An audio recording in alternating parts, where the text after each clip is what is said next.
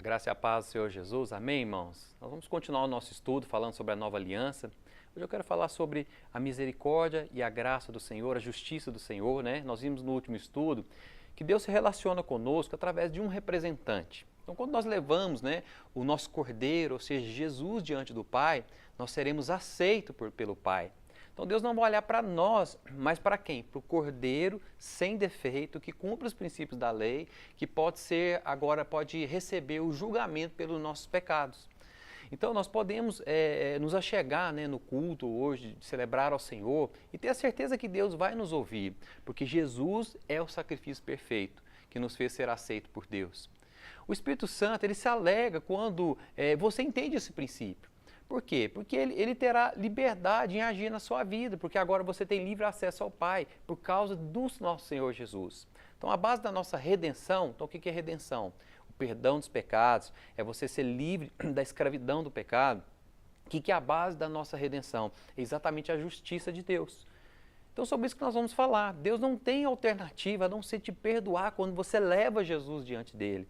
Nesse estudo nós vamos entender por que Deus quis se colocar nessa situação, vamos dizer assim, onde ele tem que nos perdoar e aceitar aquele que entendeu, e creu no sacrifício da cruz. Nós vamos entender que na cruz o amor de Deus se encontrou com a sua justiça, para que hoje nós possamos ter paz, não só paz, mas segurança na presença dele, Então, a primeira coisa que eu queria te falar é o seguinte: Deus não nos perdoa por causa da sua bondade e misericórdia.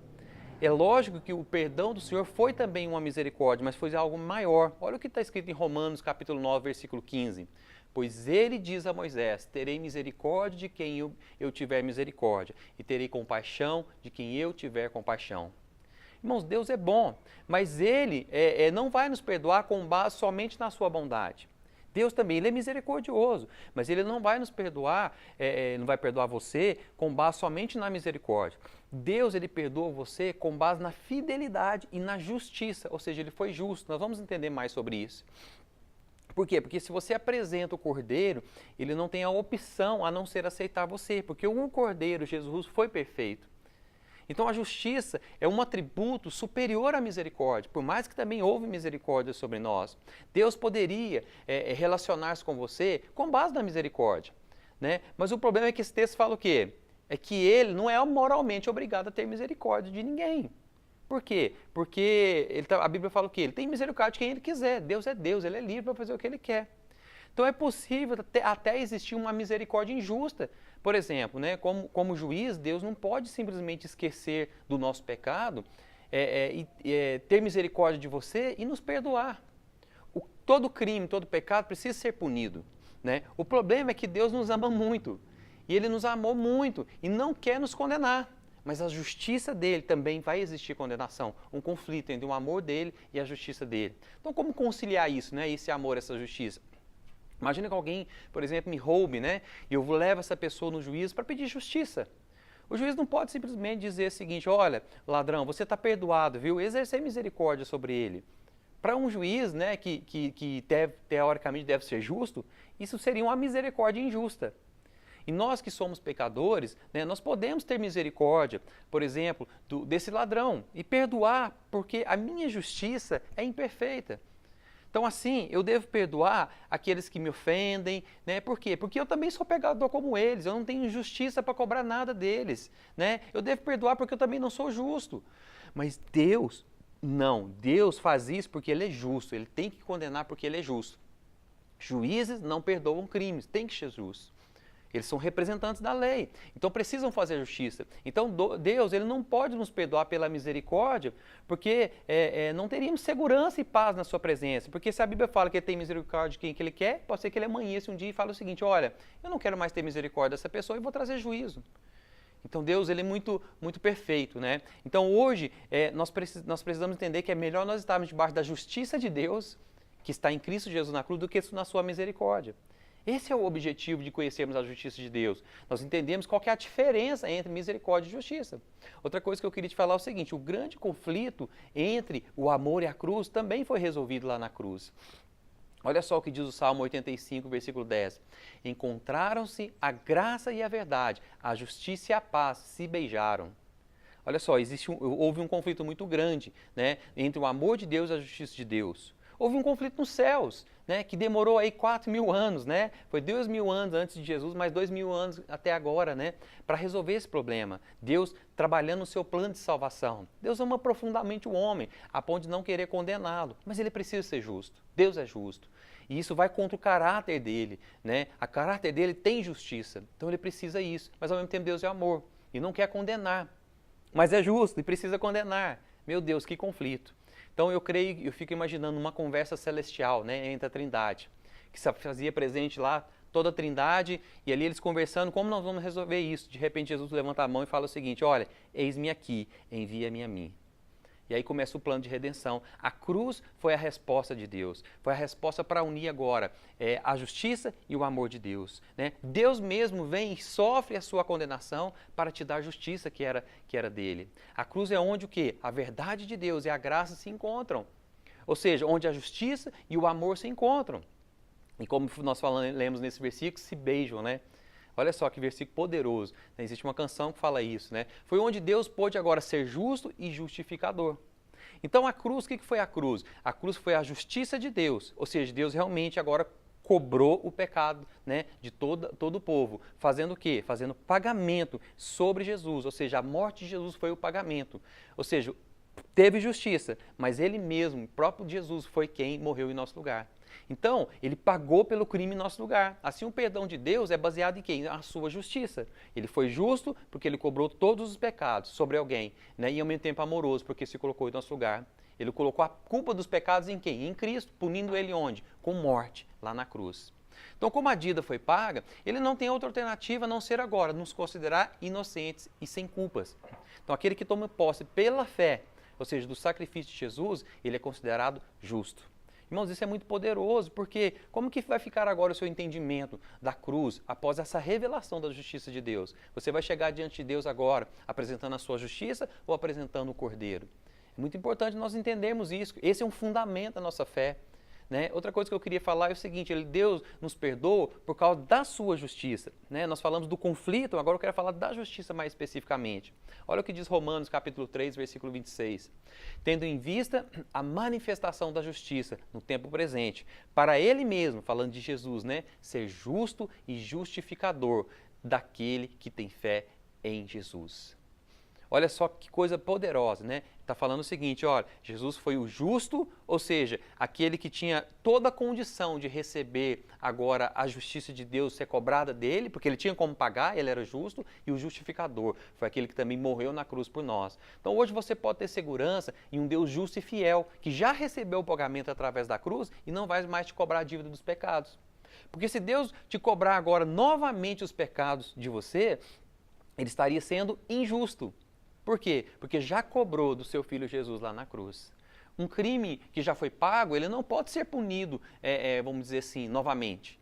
Né? Nós precisamos entender isso. Então, é muito glorioso essa revelação. Né? Por quê? Porque Jesus ele já recebeu a punição devida pelo seu pecado lá na cruz. E você pode hoje ter o quê? Ter paz com Deus. Não viva mais debaixo de acusação. Deus não pode ir mais contra a sua justiça agora, né? Por isso que Deus se obrigou. Então ele precisa ser sempre justo com quem apresenta a Cristo crucificado.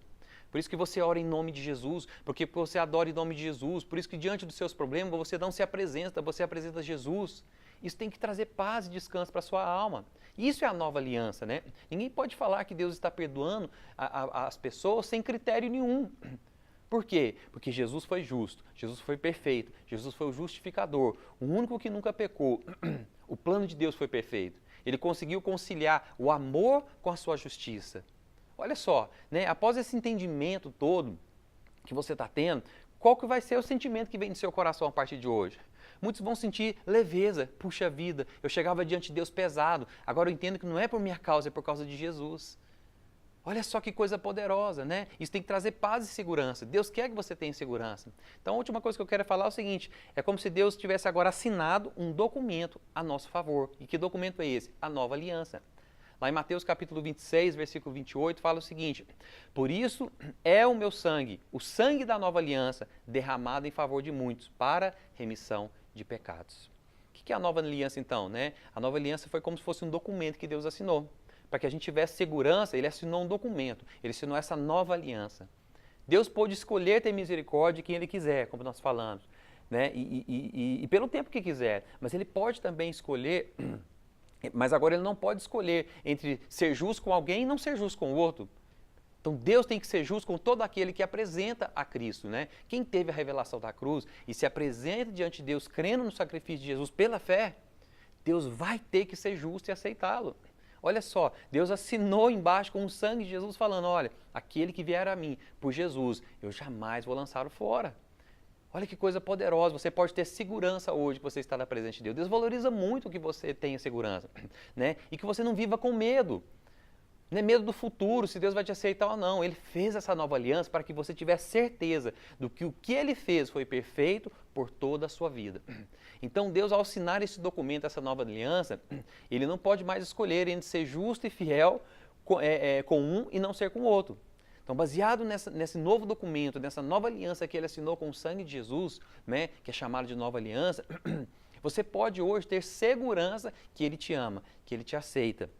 Né? E sempre será fiel, não por causa da misericórdia somente, por mais que ele teve misericórdia, não por causa da bondade, por mais que ele teve bondade, né? Por mais que Deus seja misericordioso, por mais que Deus seja bondoso, né? Isso que eu quero que você entenda, mas porque agora ele é justo, ele usou da sua justiça, né? E da sua fidelidade, ele assinou com letra de sangue, né? E jurou a si mesmo, diz a palavra. Então agora você pode ter segurança eterna. Ele quer estar junto de você sempre, né? Essa é a segurança que nós devemos ter. Eu quero que você ande em paz, baseado nessa nova aliança. Aqui está a resposta, porque muitos são abençoados e outros não. Uns perseveram crendo que Jesus realmente é a sua justiça, que ele é apresentado diante de Deus porque Jesus foi bom. E outros perseveram crendo na sua justiça. Mas o problema é que sempre vão bater de frente com seus defeitos. E aquilo vai desanimar ele, porque ele vai entender que é o seguinte, olha, eu não posso estar na presença de Deus por causa dos meus defeitos.